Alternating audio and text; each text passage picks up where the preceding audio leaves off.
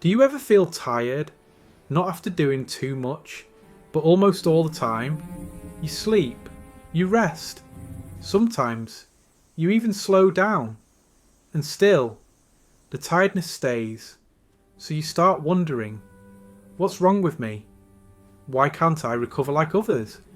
But what if this tiredness isn't about energy at all? What if it's about how long you've been holding yourself together?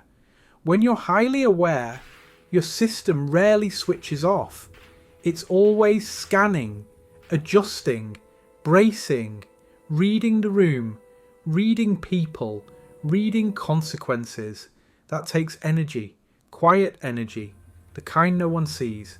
And when protection becomes constant, rest stops being rest, because even when your body is still, your system is still on guard, waiting, monitoring, preparing.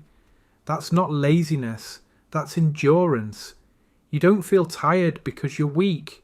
You feel tired because you've been strong for too long, without relief. This is what happens when protection never fully stands down. The body starts carrying what the mind normalized. Tension becomes background noise. Alertness feels normal.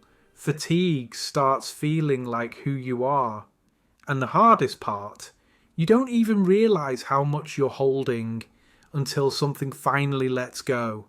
That's why pushing yourself to rest better often doesn't work, because your system doesn't need more rest.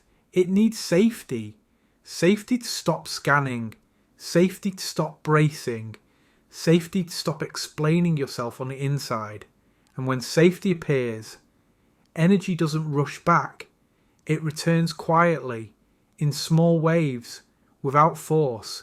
In the next video, we'll talk about why slowing down can feel uncomfortable and why rest can trigger guilt instead of relief. If you've ever felt bad for needing a break, that's where we go next.